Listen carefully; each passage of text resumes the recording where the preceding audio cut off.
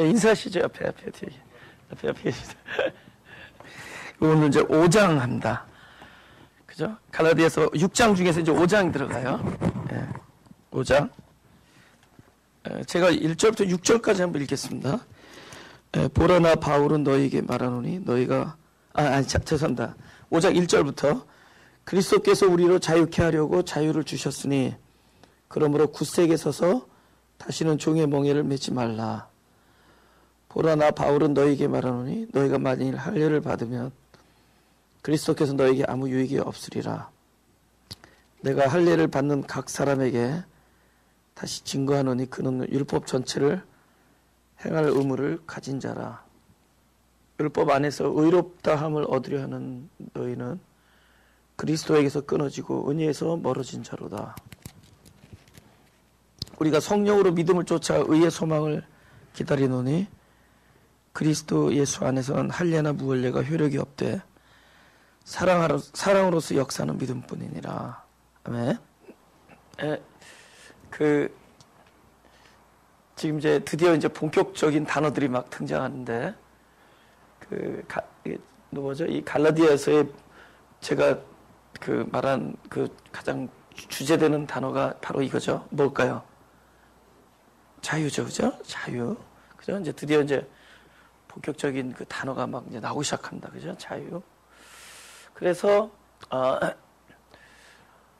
여기서도 그러잖아요. 자유케 하려고 한다 그러잖아요. 그죠? 그러니까 그분의 뜻이 뭐냐면 우리를 자유케 하려는 것이다. 그래서 우리가 이제 여러 가지의 그 자유하지 않음이 있죠.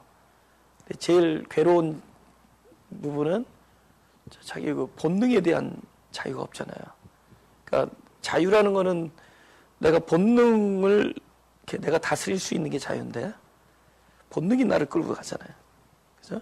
욕심이 나를 끌고 가잖아요. 그러니까 만약 어떤 사람이 욕심으로부터 자유롭다 그러면 욕심보다 더 강한 자가 되는 건데, 그죠? 그것을 자기가 핸들할 수 있는. 근데 자유롭지 못하다는 건 그게 나를 지금 지배한다는 거잖아요. 그죠? 그래서 우리가 어떤 거듭났지만 아직 그 옛사람의 그 성품이 계속 우리 육신으로 살고 있는 난 계속 우리에게서 나타나는데, 그럴 때마다 굉장히 우리의 열망이 무엇이냐면은 자유하고 싶은 거예요. 그렇죠? 욕심인 줄 아는데 거기서 이제 자유하고 싶은 거죠. 그렇죠? 이제 너무 크다는 거죠. 이 자기를 지배하고 다스리고 하는 이 세력이 너무 크다는 거죠. 그렇죠? 우리가 그것을 그 크리스찬의 당위성 안에다 집어넣을 수 있는 문제가 아니다.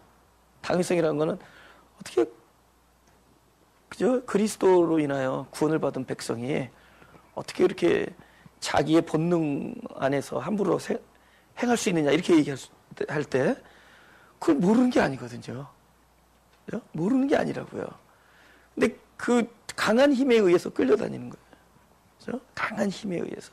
그러니까 우리 육신의 어떤 본능적인 부분, 이런 것에 대해서 벌써 우리가 자유하지 않다라는 걸 우리 인정하자고요. 그죠? 그 안에는 제일 중요한 어떤 욕심이라는 그 출발선이 있죠. 출발이 뭐냐면 씨앗입니다. 씨앗. 그 씨앗이 욕심이다. 그래서 결국 욕심에서 출발되잖아요. 그들이 선악과 앞에서 무엇이 드러나냐면 안에 있는 욕심이 드러난 거잖아요. 선악과라는 그 계명 앞에 우리 욕심이 드러나는 것이다. 근데 그것이 계속 우리 자리를 잡고 있는 이상 우리는 그것부터 자유할 수 없다. 그럼 그리스도는 그분의 오심은 무엇이냐? 그분이 이 땅에 오셔서 십자가를 지시고 하신 모든 사역의 목표는 바로 우리가 감당할 수 없는 그 부분과의 그분께서 해결하신 문제다. 그래서 그분이 해결한 문제가 곧 내 것이 되는 방도가 성경에서 말하는 믿음이라는 거예요. 그러니까 믿음이라는 것은 내가 싸우지 않는 게 믿음이에요. 그러니까 내가 나보다 강한 자와 내가 싸우는 것 자체가 이거는, 그죠? 이건 불가능한 거잖아요. 근데 나랑 강한 것을 내가 싸울 수 있는 유일한 근거는 더 강한 자가 이미 그 십자가 안에서 이룩한 것을 결국 내 것으로 삼을 때, 그때만 이게 가능한 일. 근데 그것을 무엇이라? 그게 믿음이라는 거죠. 그러니까 내가 싸우지 않는 게 믿음이다. 내가 그것과 나의 욕심과 내가 자유하지 아니한 것과 내가 직접 싸우지 않는 것이 믿음이다. 예. 근데 우리 끊임없이 어떤 이야기를 들으냐? 그것과 네가 싸우라고 하는 얘기를. 그죠? 그럼 아까는 무슨 자유가 없었죠? 본능으로부터의 자유가 없는 거죠. 이번에는 어디에 그 본능으로부터 종노릇하는데 이번에 또 이것으로부터 벗어나기 위해서 내가 그것과 직접 싸우려는 것 여기에 또 묶여요. 이건 무엇으로부터 자유하지 않은 거죠? 율법으로부터 자유하지 않은. 그러니까 우리가 본능으로부터 우리 욕심으로부터 종노릇하고 거기서 벗어나려고 하다 보니까 이번에는 율법의 종노릇한다. 이것이 우리들 소위 말하는 기독교인들의 삶의 내 삶 속에서 내 경험되어진 모습들이 이런 거잖아요. 첫째, 나 자신과의 에서의 어떤 자유하지 못함. 그죠? 내가 이걸 다스릴 수 없는 것. 그죠? 갑자기 화가 나는데 어떻게 해요? 그죠? 견딜 수가 없는데 어떻게 해요? 그죠? 갑자기 막 앵거가 막 부딪히는데 어떻게 해요? 그죠? 그죠? 뭐, 이기적이려고 누가 이기적이에요? 순간적으로 이기적이 되는데 어떻게 해요? 결정적인 순간에 몸이 나를 위하는 쪽으로. 그죠? 나의 행동과 나의 결정이 나를 위하는 쪽으로 가는데. 우리는 평소 때 이런 삶을 살지 않으려고 하는데 그런 것들이 갑자기 드러났을 때 자기가 그곳에 그게 다스리지 못하는 그런 어떤 존재적인 어떤 연약함을 본단 말이에요. 그러니까 우리가 살아가는 모습들이 전부 우리가 자유하지 못했던 것들이에요. 근데 이것과 이기려고 또 싸우다 보니까 이번에 또 무엇에 묶이냐? 계속 이번에는 또 율법의 종노릇하고 있는. 그러니까 이래저래 무슨 뭐다? 종이다. 이래저래 종노릇하고 있다는 겁니다. 그죠? 그러니까 율법의 종이 안 되려고, 그죠? 그러면 이 자기 이 부딪히는 어떤 이런 욕심이라든가 이런 것부터 자유하려는 것조차를 포기해야 되냐? 그렇지 않다는. 왜냐하면 우리는 늘 거룩함에 대한 의에 대한 소망을 하나님께서 심어줬어요. 하나님께서 우리를 구원하실 때, 그죠? 우리에게 생명을 집어넣어 주실, 새 생명을 집어넣어 주실 때, 이 안에서 늘 뭐냐면 거룩한 삶에 대한 그 소망이 있는 거예요. 의로움에 대한 소망이 있는 거예요. 그래서 우리가 막 지내다가도 아까 같은 찬양할 때는 막 이 뭔지 모르는 감동이 있잖아요. 그죠? 이 세상 험하고, 그죠? 근데 막 내가 비록 연약하지만 주님 앞에 내가 기도로 나갑니다. 그래서 내가 그저 이 주홍같이 붉은 죄를 당신의 피로 씻어주시고, 막 이런 찬양을 하면서 우리가 막 감동하는 이유는 진짜 우리는 깨끗한 삶을 소망하고 있기 때문에, 정결하고 거룩한 삶을 소망하고 있기 때문에, 의로운 삶을 소망하고 있기 때문에. 복잡하네 지금, 그죠? 그죠? 네? 한편으로는 그걸 소망하면서 실제로 내가 이 땅을 딛고 사는 이 육체와, 그죠? 우리의 생활 속에서는 우리보다 더 강력한 어떤 욕구, 그죠? 이 육체적 욕구가 이게 엄청 강한 거거든요. 그죠? 그런 것, 우리 모든 문제들이 다 거기서 오는 거잖아요. 그죠? 모든 갈등과 문제들이 다 거기서 오는 거잖아요. 그죠? 자기를 이겨낸다면은 누가 침을 뱉는다고요? 자기 자신에 대한 그 욕구로부터 자유하다면은 누가 나에게 무슨 이야기를 하더라도 상관이 있겠냐는 거죠. 예수님이 그랬잖아요. 아니, 세상에 예수님이야말로 그런 소리를 들을 분이 아니잖아요. 그죠? 지으신 분인데. 근데 그 피조물들에게 그런 소리를, 그런 치욕을 당하면서도 그분이 눈 하나 깜짝 안 한 것은 결국 그분 자유하신 분이기 때문인 거죠. 그죠? 그죠? 되게 안 돼요. 내가 지금 목회 지금 14년째인데 일단 내가 안 되는데 뭘 기대를. 되게 안 돼. 자유하다는 게 조금씩 이렇게 성숙이 되고 있겠죠. 뭔지 모르게 성장이 됐겠죠. 그럼에도 불구하고 갈 길이 더 먼다. 예. 그러니까 나의 존재로부터의 자유하다라는 거.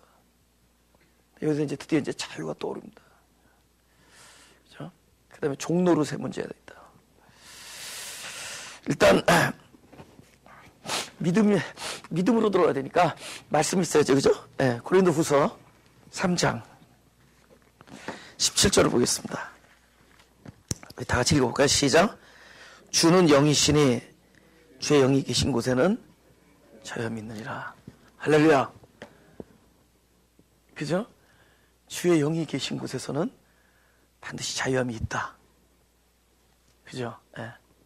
그래서 제가 늘 이런 얘기 하죠. 뭐 이단에 대한 얘기를 많이 하는데 사실 누가 이단인지 모른다. 그죠? 예, 숫자가 많은 게 보통 1단이고 숫자 적으면 2단이 되고 그랬으니까. 그죠? 예. 그런데 분명히 선을 볼 수 있는 건 있어요. 그게 뭐냐? 자유함이 있느냐, 자유라는 열매가 있느냐 없느냐로 따질 수 있어요. 예. 자유함이 있느냐 없느냐로 따지면 그건 분명하다고 본다고요. 그죠? 뭔가 뭐 성경 어디를 뒤져봐도 이렇게 뭐 앞뒤 말을 재봐도 틀린 게 하나도 없는 것 같고, 성경 앞뒤를 봐도 하나도 틀린 게 없는 것 같고, 그 다음에 삶을 봐도 이렇게 지적할 만한 게 없는 것 같은데, 뭐가 딱 없으면 문제가 있는 건 줄 아세요? 그 어떤 삶의 어떤 그 자유가 없는 것 있잖아요. 자유함이 없는 것. 뭔가 묶여 보이는 것, 묶여진 것. 눌린다든가 묶인다든가. 예. 그는 진짜 그분의 주의 영이 안 계신 겁니다. 예. 분명히 성경이 그래요.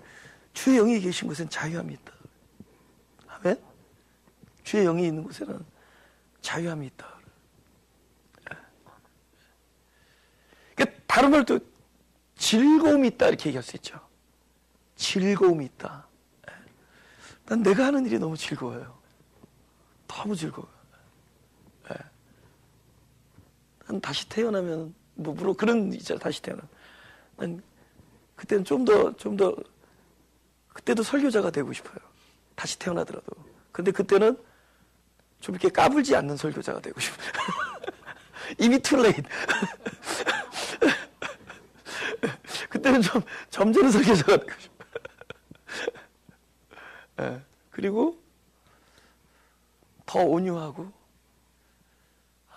하여튼 더 예수님과 가까운 그런 설교자가 되고 싶어요.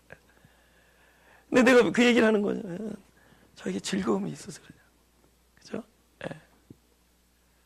말씀을 이렇게 묵상할 때가 즐겁고, 그것을 나름대로 이렇게 뭐 보지도 않지만 노트에다 몇 자 이렇게 정리할 때 즐겁고, 그건 지금 이 과정에서 내가 하나님의 은혜가 나한테 임하는 거잖아요. 그죠? 저에게 말씀하시는 거잖아요. 그죠? 또 그거 전할 때 즐겁고, 그죠? 다시 피드백이 올 때 즐겁고, 그렇게 즐거울 수가 없어요.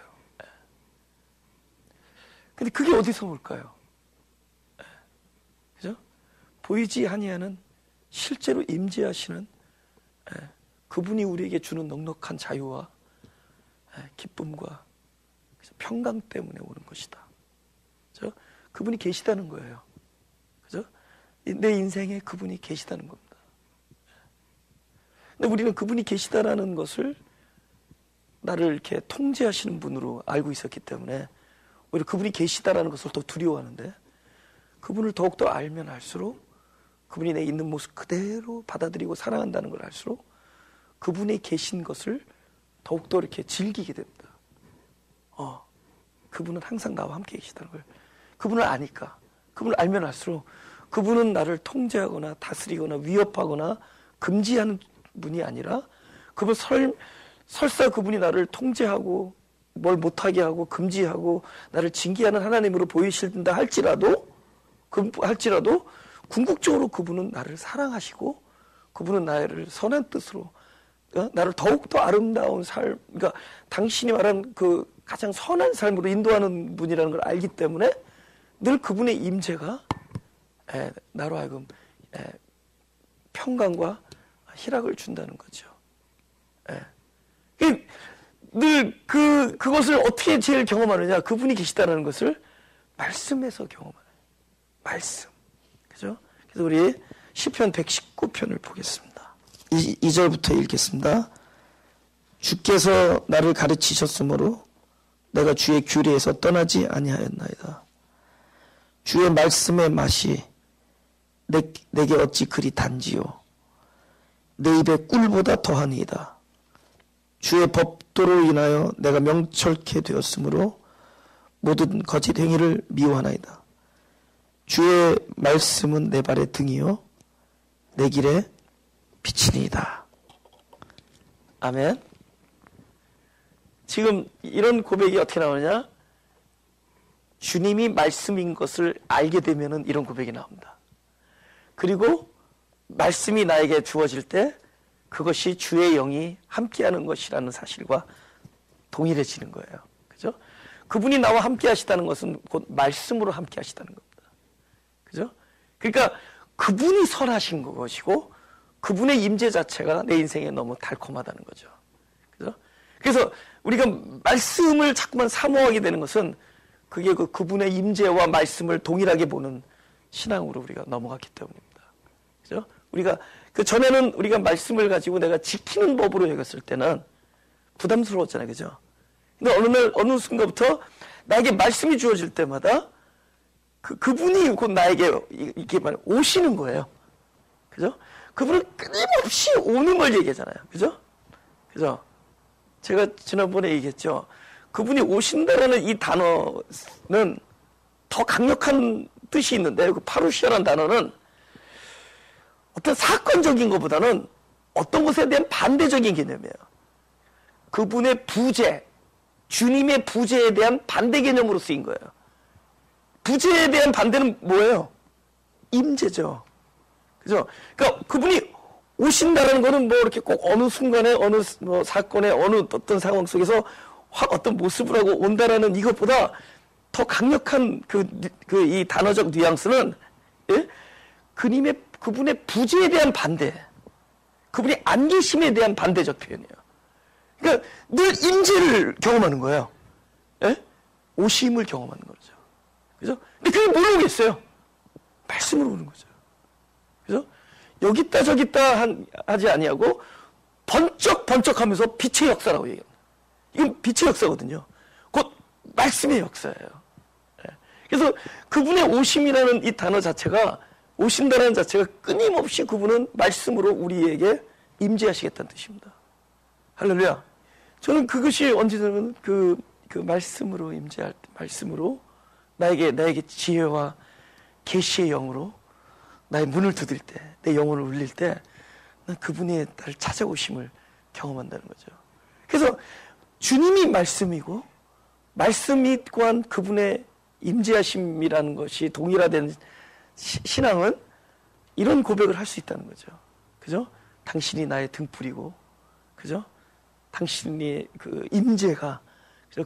당신의 말씀이 어찌 나에게 꿀보다 더한지, 예, 그런 얘기를 할 수 있다는 거죠. 예. 우리 요한복음 8장 31절에서 36절을 보겠습니다. 제가 읽겠습니다. 8장 31절부터. 그러므로 예수께서 자기를 믿은 유대인들에게 이르시되 너희가 내 말에 거하면 참 내 제자가 되고 진리를 알지니 진리가 너희를 자유케 하리라. 저희가 대답하되 우리가 아브라함의 자손이라 남의 종이 된 것이 없거늘 어째 우리가 자유케 되리라 하느냐. 예수께서 대답하시되 진실로 진실로 너희에게 이르노니 죄를 범하는 자마다 죄의 종이라. 종은 영원히 집에 거하지 못하되 아들은 영원히 거하나니 그러므로 아들이 너희를 자유케 하면 너희가 참으로 자유하리라. 아멘. 여기 너무 재밌는 게 뭐냐면은 35절에 종과 아들을 구분하죠. 예? 그러니까 종이 아니라 너희들은 아들이다. 종과 아들을 구분하잖아요. 근데 종은 영원히 집에 거하지 못하되 아들은 영원히 거하나니 하면서 36절에 뭐라죠? 아들이 너희를 자유케 하면. 지금 뭐가 넘어가죠? 오케이. 종은 영원히 집에 거하지 못하고 아들은 영원히 집에 거한다. 지금 그런 약간 애매모호한 얘기가 나오죠.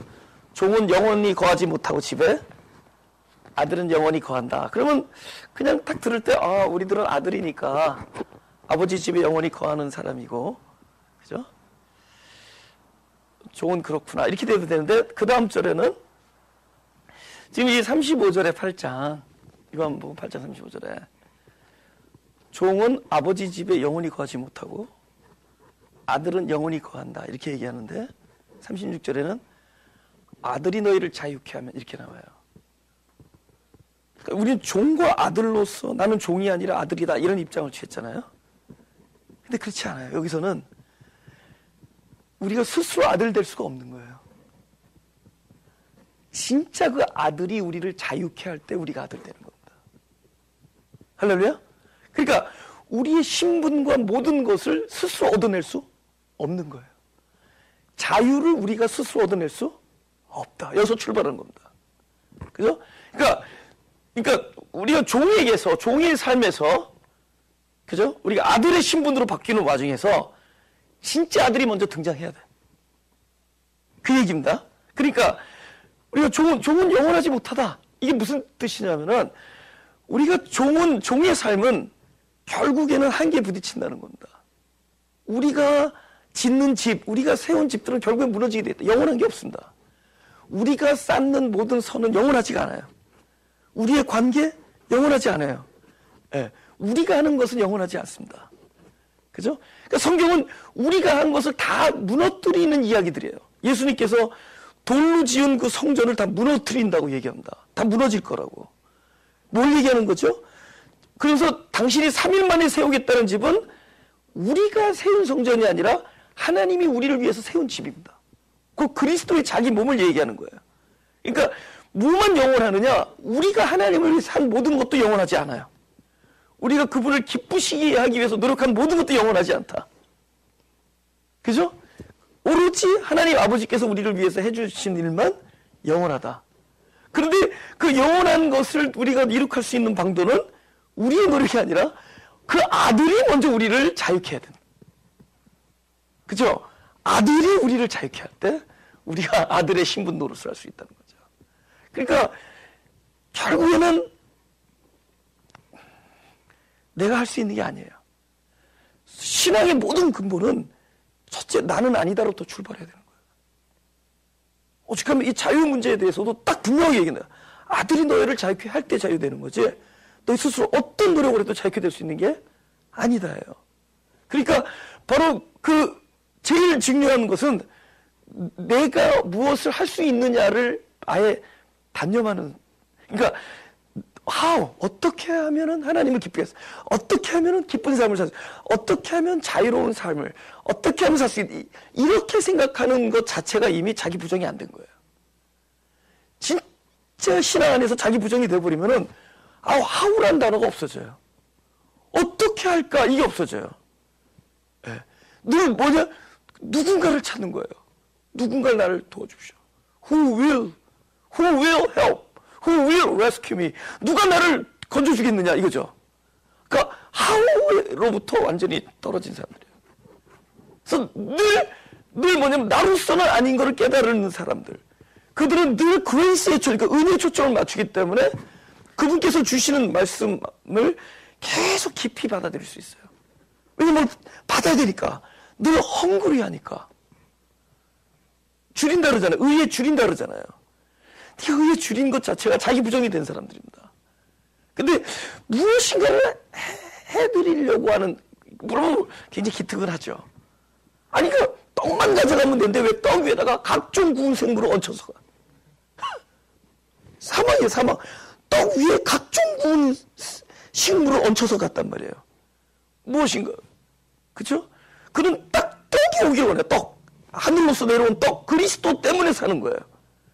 그죠? 그분의 공로로 사는 건데, 왜? 우리가 무엇인가를 얹히려는 생각, 이게 사망이라는 거예요. 네. 그래서, 은혜를 받다가 딱 한계에 부딪혀요.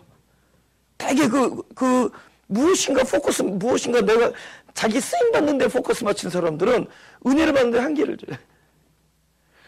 실제로 사역이 되는 사람일수록 진짜로 사역이 되는 사람은 끊임없이 자기를 부정할 때 사역이 된다. 받은 게 있어야지 나가잖아요. 근데 그건 무엇인가를 해드리려고 하기 때문에 이거 영원하지 않다 그러잖아요. 종은 절대로 영원한 집에 거할 수 없다. 근데 우리가 영원하다는 건 영혼으로부터 나에게 먼저 찾아와 줘야 되잖아요. 영혼이 내 앞에 담김으로 영혼이 나를 통해서 나가야 되는데 끝이 없는 사랑, 끝없는 사랑, 이거는 끝없는 사랑으로부터 받아야 돼. 아들이 먼저 나에게 베풀어줘야 돼. 아들이 나한테 해줘야 된다고요.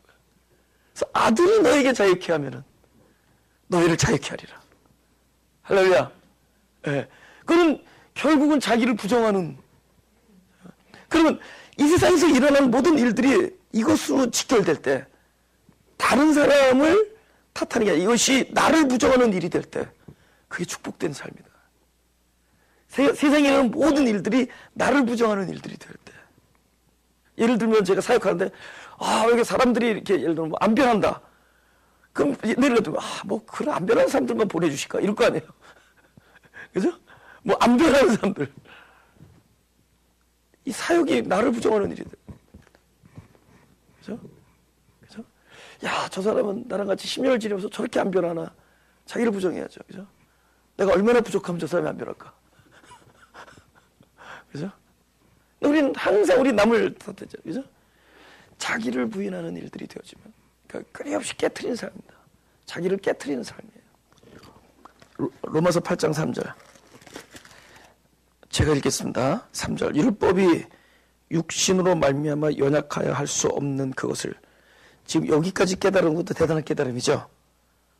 내가 육신 때문에 연약해서 율법의 요구를 이룰 수 없다. 요구가 반입니다, 신앙에. 근데 그것을 뭐라고요? 하나님은 하시나니. 그러니까 사람이 할 수 없는 것을 하나님이 하신다. 이게 완성이죠. 곧 죄를 인하여 자기 아들을 죄 있는 육신의 모양을 보내 육신의 죄를 정하서 육신을 쫓지 않고, 우리는 어디로 가죠? 그 영을 쫓아 행하는 거죠. 그죠? 그럼 영을 쫓아 행한다라는 것이 우리의 노력인가? 그죠? 여기서 이런, 전에도 얘기했지만, 성령을 쫓아 행한다라는 것은 우리가 성령의 가르침을 받아서, 인도하심을 받아서 부단한 노력을 기울인다는 것이 아니라, 우리가 모든 초점을 그분께 기댈 때, 그죠? 예를 들면 영에 기댄다는 거죠. 나의 노력이나 나의 어떤 재간이나 나의 어떤 기질이나 은사에 기대지 않고, 나의 작정에 기대지 않고, 결심에 기대지 않고, 오직 그분에게 기대할 때 그분이 내 발이 되어주고 나의 팔이 되어주고 나의 모든 힘이 되어주셔서 나를 움직인다 그랬죠. 걷는다 그랬잖아요. 걷는다 그랬죠. 그죠? 내가 걷는 게 아니라, 우리가 걷는다는 것은 내가 무엇인가 초점을 맞추는 것이 나를 걷게 해주는 거예요. 내가 무엇인가 우리가 산을 걸을 때 산에서 한 보, 두 보, 세 보 하면서 걷지 않아요. 그죠?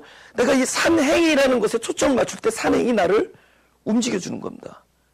그러니까 철저히 신앙 안에서 영을 쫓아 행한다는 것은 나의 삶이 아니라 그분의 삶의 모든 것을 거는 거예요. 그분에게 내가 걸 때 그 삶이 나를 통해서 나타나는 거예요. 그러니까 영이라는 것 자체가 내가 거기다 관심을 갖는 거죠. 예. 이건 왜 영에 대한 관심을 갖죠? 율법이 육신으로 연약해서, 율법이 나라는 육신이 연약해서 할 수 없다는 것을 깨달을수록 그렇게 되는 거예요. 이웃을 사랑한다. 이웃 사랑에 대해서 그런 거룩한 계명에 대해서 나는 연약해서 할 수 없다라는 걸 깨달을수록 오히려 포커스가 되어져. 그분이 만약에 내 안에서, 그분이 내 안에 오셔서 나의 자유함과 충만함과 사랑의 풍성함이 되어줬으면 하는, 그러니까 내가 안 되니까 포커스를 굴돌리잖아요. 그분이 내 안에서 할 수 있다면. 되는 일보다 안 되는 일이 더 많아요, 이 목회는. 근데 그럴 때마다 나는 어디로 가느냐? 그분을 바라보는 거예요. 옛날에는 궁금하잖아요. 어떻게 엮어서 이 사람하고 저 사람 엮어서 어떻게 하고 어떻게, 그런 거 없어지는 거예요. 점점 그래봤자 나보다 더 형편없는 사람들도 있으니까. 다 사람이 육신이 연약하여 할 수 없는데, 육신이 연약하여 할 수 없는 그것, 그래서 점점 포커스를 그쪽을 향하는 거예요. 안 될 때, 또 안 된다라고 여길 때, 또 될 것임에도 불구하고 안 된다라는 믿음을 가질 때, 나는 아니다라는 생각을 할 때 우리가 점점 포커스를 그쪽으로 해요. 그것이 영을 쫓아 향하는 삶이다. 그죠? 글로 보는 거예요. 예. 오로지. 예. 아까 우리 찬양했잖아요. 진짜 내 주여 뜻대로 하래. 근데 우리가 내 뜻대로 안 하고 내 주여 뜻대로 우리가 말을 할 수 있지만 그런 마음이 어떻게 되겠어요? 그죠? 내 주님의 뜻대로 한다는 것이 이게 가능하겠냐고. 가능해요. 그죠? 그걸 어떻게 하는 거죠? 당신은, 그렇게 살아온 당신은 끊임없이 묵상하는 거예요. 나의 뜻대로 마옵시고 아버지의 원대로 하옵소서라는 그분을 내가 묵상하고 그분의 어떤 심정 속에 막 들어가려고 그러잖아요. 그러면 그 기운이 나에게 넘친다고요. 자기 뜻대로 안 하고 내 뜻대로 마옵시고 아버지의 원대로 하옵소서라고 했던 기도하는 그 예수님께 내 포커스를 맞출 때 그 엄청난 그 영적인 그 파워가 내 안에 이렇게 스며든다고요. 네. 된대요. 그죠? 그것을 우리는 연약하여 할 수 없지만 하나님은 하신다는 거죠. 네. 우리는 성화가 될 겁니다. 우리가 자유하지 못해요, 지금. 성화하지 못했어요. 그럼 우리는 성화될 겁니다. 점점 성화될 거예요. 우리가 뭐 하고 있는 한 자기를 끊임없이 부정하고 우리가 그분께 모든 기대와 그분을 묵상하고 그분을 알려고 하면 할수록 그 일은 우리 안에서 일어날 겁니다. 성경에서는 모든 사람들은 어떻게 출발되느냐? 자기를 먼저 부정하면서 출발했을 거예요. 율법이 육신이 연약해서 할 수 없다는 것을 누구보다도 먼저 깨달은 사람들이에요. 근데 그 사람들 안에서 순교가 일어나고 그 사람들에서 엄청난 영적 부흥운동이 일어났단 말이죠. 자기 아닌 걸 깨달은 사람일수록. 그죠? 할 수 없는 것을. 그 다음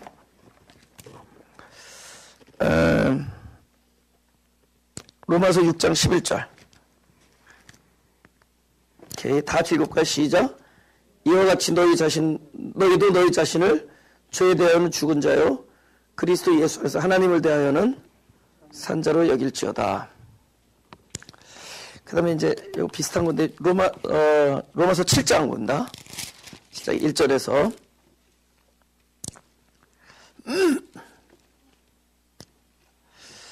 오케이.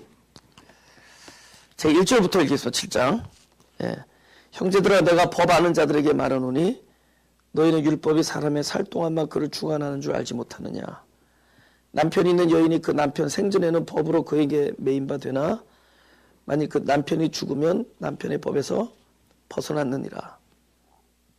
그러므로 만일 그 남편 생전에 다른 남자에게 가면 음부라. 이르되 남편이 죽으면 그 법에서 자유케 되나니 다른 남자에게 갈지라도 음부가 되지 아니하느니라. 그러므로 내 형제들아 너희도 그리스도의 몸으로 말미암아 율법에 대하여 죽임을 당하였으니 이는 다른 이 곧 죽은 자 가운데 살아나신 이에게 가서 우리로 하나님을 위하여 열매를 맺게 하려 함이라. 그러니까 우리가 어떤 죄에 대한 우리의 어떤 그런 그 몸부림 있잖아요. 그죠? 그것은 죄에 대해서 몸부림쳐서 되는 게 아니라 다른 것에 대해서 살아나는 걸로 되는 것이다. 그것이 로마서에 말한 하나님께 대하여 살아나는 것이다는 거죠. 근데 하나님에 대해 살아나는 것에 대해서 또 로마서에 얘기하는 거예요. 죄에 대하여는 그러니까 너희가 죄에 대하여 죽은 자요 하나님께 대해 살아난 자를 여길지어다 할 때 죄에 대한 죽음은 하나님에 대한 살아남으로 되는 거라는 거죠. 그죠? 가령 내가 끊임없이 몸이 육신이 연약하여 죄 중에 있다고 할지라도 하나님에 대한 어떤 사랑과 그분과의 교제 안에서 넉넉히 살아날 때 이건 자연적으로 그 강한 힘에 의해서 이거는 힘을 못 쓰게 된다는 거죠. 근데 하나님에 대해 살아난다라는 것을 로마서 7장이 얘기하는 거예요. 이번에 또 무엇에 대한 죽음이죠? 율법에 대한 죽음이에요. 그걸 이렇게 설명하는 겁니다. 지금 1절부터 3절까지는 율법을 못된 남편으로 얘기해요. 못된 남편. 근데 네 못된 남편이 죽어야지 새 남자한테 갈 수 있지 않, 이렇게 얘기해요. 그러니까 이걸 율법과 하나님으로 비교하자고요. 지금 그걸 비교해서 쓴 거예요. 율법을, 그러니까 못된 남편, 네가 그 율법이 살아있는 동안에 다른 남자한테 가면은 너는 음부다. 그러니까 살아있는 동안에는 절대로 못 간다. 그 못된 남편, 곧 율법이 죽어야지만이 그에게로 가서 열매를 맺힐 수 있다. 이렇게 얘기해요. 근데 율법이 우리에게 대해서 죽을 수 있냐고. 안 죽는데, 이놈의 남편은. 그죠? 많이 남기고 빨리 죽어야 되겠을 텐데, 남기지도 못하고 오래 살아있어, 지금. 지금 이거예요. 지금 로마서 7장에는 네가 그 못된 남편한테 지금 매여서 지금 고생을 하는데 그게 죽어야지만이 네가 다른 데에 가서 네가 다른 남자한테 가서 행복하게 살 수 있을 텐데 이게 죽지 않는 한 네가 죽지 않았는데 가는 것은 곧 네가 음부다 이런 얘기죠. 곧 죽어야 된다. 근데 4절에서 뭐라고 써 있어요? 4절부터 7장 4절에는 율법은 절대로 죽지 않기 때문에 또 다른 대처 방안이 뭐예요?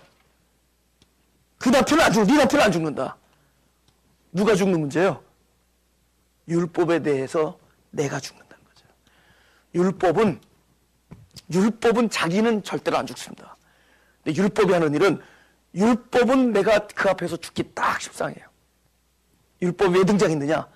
곧 우리를 율법에 대한 죽음으로 인도하기 위해서 등장한 겁니다. 율법의 기능은 곧 율법에 대하여 우리가 죽는 겁니다. 그렇죠? 율법은 안 죽기 때문에 율법에 대한 죽음, 이것이 곧 하나님께로 살아나는 길이다. 하나님께로 살아날 때 나의 죄로부터의 죽음이 자연스럽게 동일화되는 것이다. 절대로 죽을 수 없다. 우리는 자유할 수가 없습니다. 아들이 자유케 해줘야 되는데도. 근데 그 아들이 자유케 한다라는 그 방도가 여기 성명이 써 있는 거예요.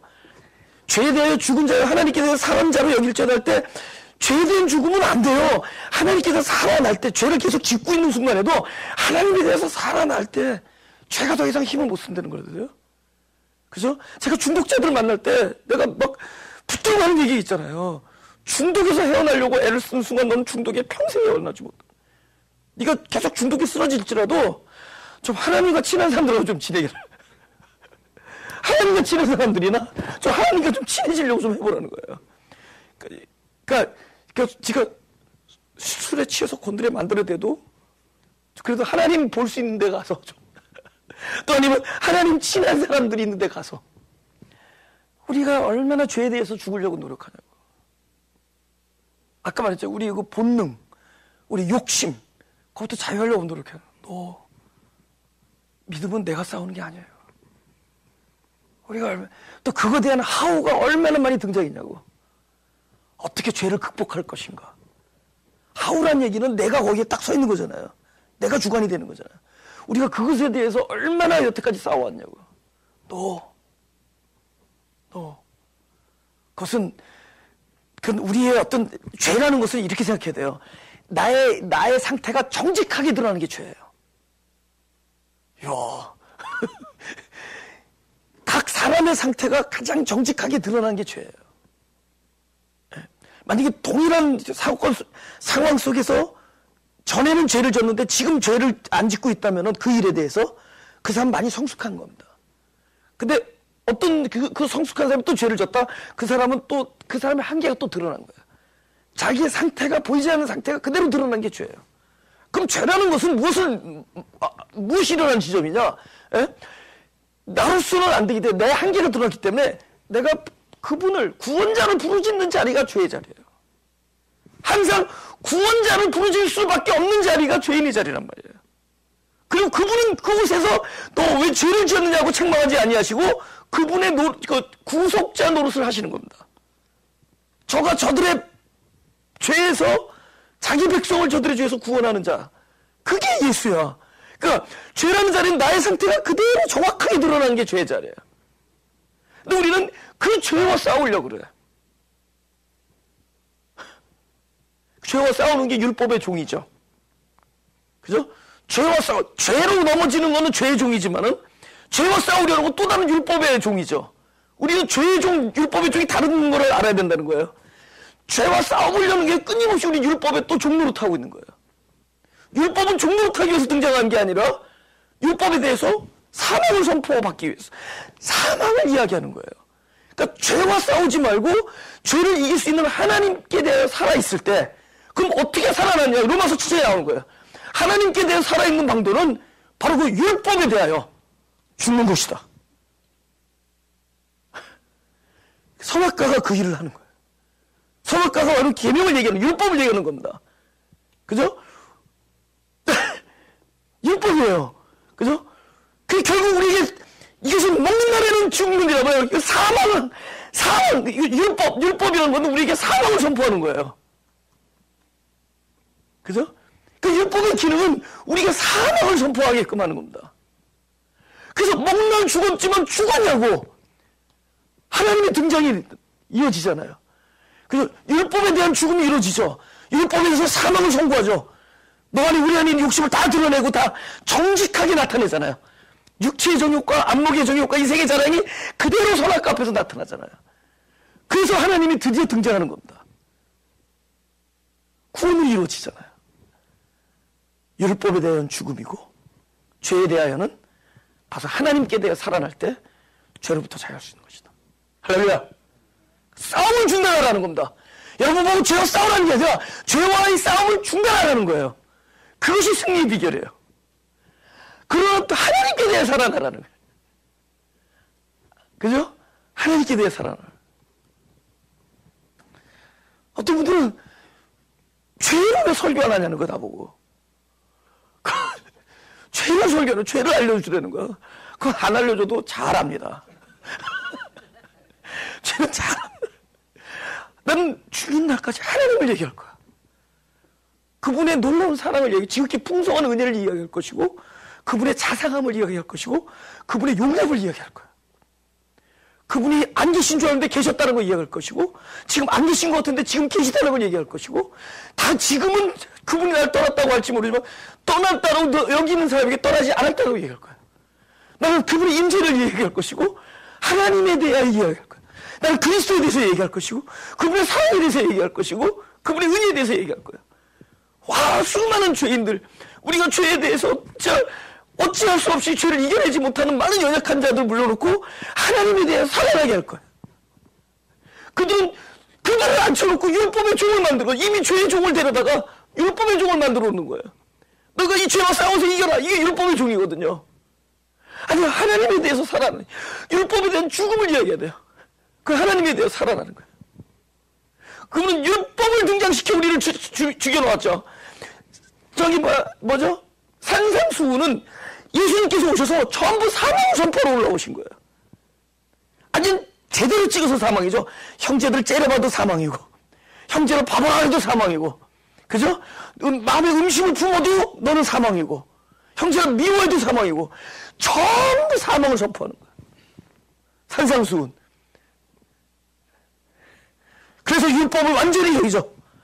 거기서 그냥 쭉 내는 거죠. 그죠? 율법은 이제 물러나야죠. 이제 오셨잖아요. 진짜 오셨잖아요. 그죠? 그 산상수훈의 삶은 곧 누가 사는 삶이냐? 그 이야기를 들은 사람이 말을 듣고 지키는 삶이 아니라 곧 그 삶은 예수님께서 실제 우리 안에 들어와서 생명이 되어 주셔서 당신이 그렇게 살겠다라는 약속으로 주는 겁니다. 구약시대 때 돌에다가 새긴 법을 언약이라고 줬다면 그분은 직접 산상수훈을 통해서 율법에 대한 죽음을 선포하고 그분이 내 안에서 부활하셔서 그 삶을 살아주시겠다라고 하는 언약을 주시는 말씀입니다. 아멘? 자유. 우리가 자유를 얘기하지만 얼마나 안 자유한지 또 자유에 대해서 얘기하죠. 갈라디아서 4장. 갈라디아 4장. 이번엔 자유란 게 또 무엇인가? 제가 8절부터 9절까지 읽겠습니다. 그러나 너희가 그때에는 하나님을 알지 못하여 본질상 하나님이 아닌 자들에게 종노릇하였더니 이제 너희가 하나님을 알 뿐더러 하나님의 아신 바 되었거늘 어째 다시 약하고 천한 초동함으로 돌아와서 다시 저에게 종노릇하려 하느냐. 이건 무슨 얘기냐면은 우리 몸이 가만히 있어도 가는 동네가 있다는 거예요. 가만히 있으면은 가는 데가 있다는 거예요. 그러니까 자기 지점을 찾아가는 거죠. 근데 우리가 어떤 역사가 일어나지 않으면은 늘 우리는 자연스럽게 우리는 종로를 하러 들어갑니다. 예. 근데 어떤 종류인 줄 알아요? 율법의 종로를 타러 들어가는 본능을 가지고 있다는 거예요. 예. 율법의 종로를 타게 돼 있어요. 다른 말은 뭐죠? 내가 하나님을 위하여 기쁘게 살겠다라는 생각들을 잠시만 있으면 하게 돼. 내가 할 수 있다. 내가 좀만 마음만 먹으면 할 수 있다. 지난번에는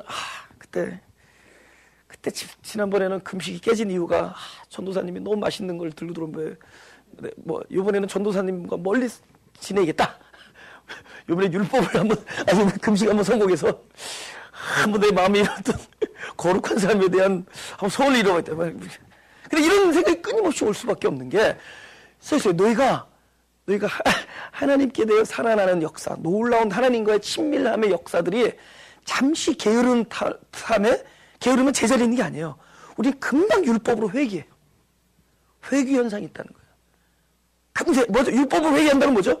내가 사는 거예요. 그러므로 이제는 내가 사는 것이 아니오인데 내가 사는 걸로 다시 돌아간대도 나 지금 악한 죄를 짓자는 얘기, 그 얘기를 하는 게 아니라 사람의 본능에는 다시 율법에 회귀하려는 본능이 있다는 거예요. 종로 타려는 회귀 본능이 있다는 겁니다.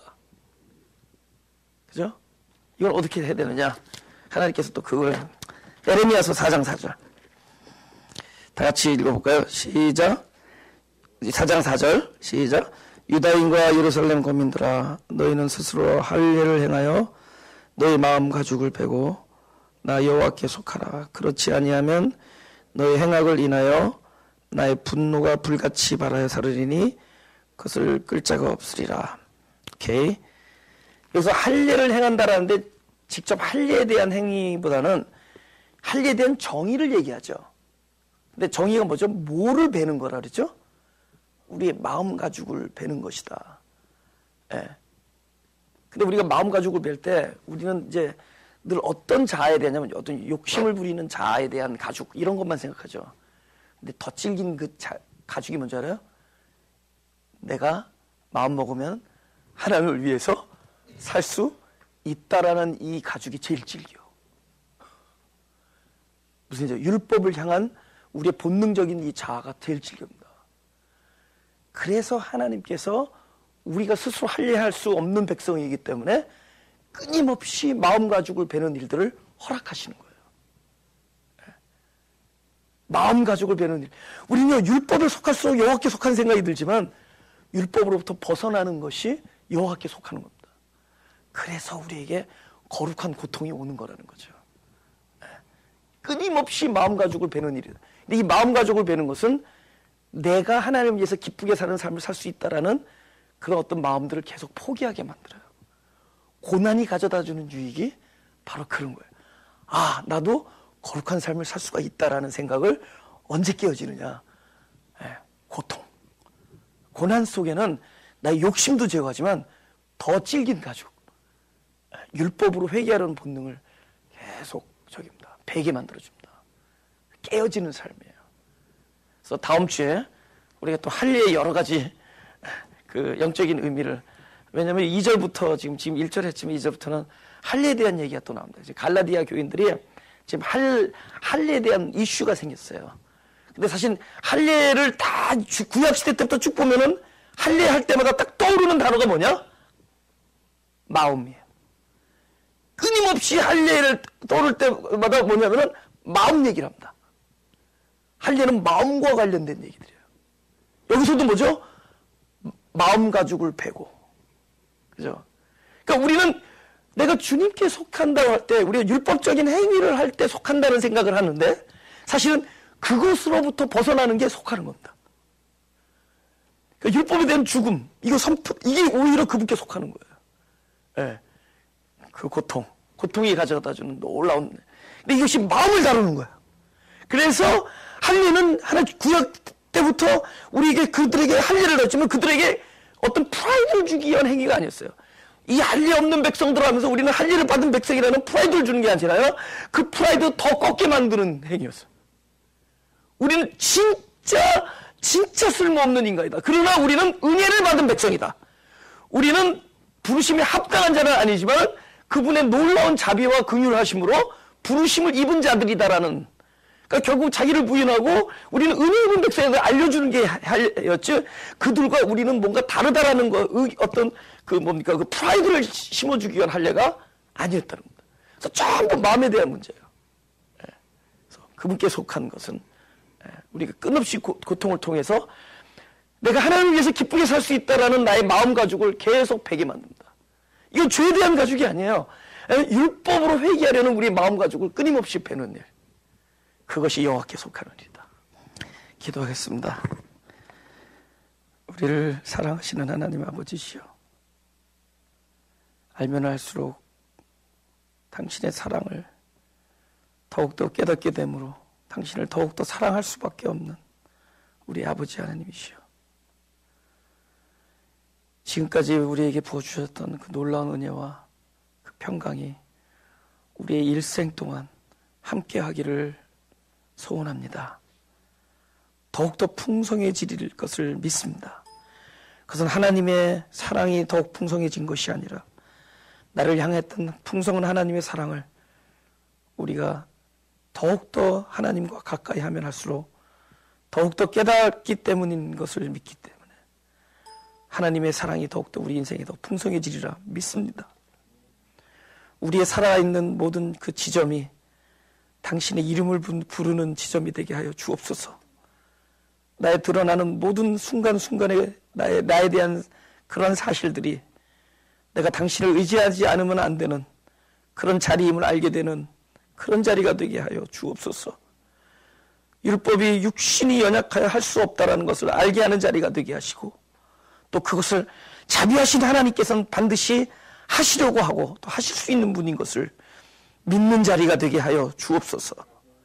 우리의 모든 것들이 당신의 은혜와 자비하심과 긍휼을 비는 자리가 되게 하시고 또 그것을 받았을 때 참으로 진정한 희락과 평강과 자유를 누리는 지점이 되게 하여 주옵소서.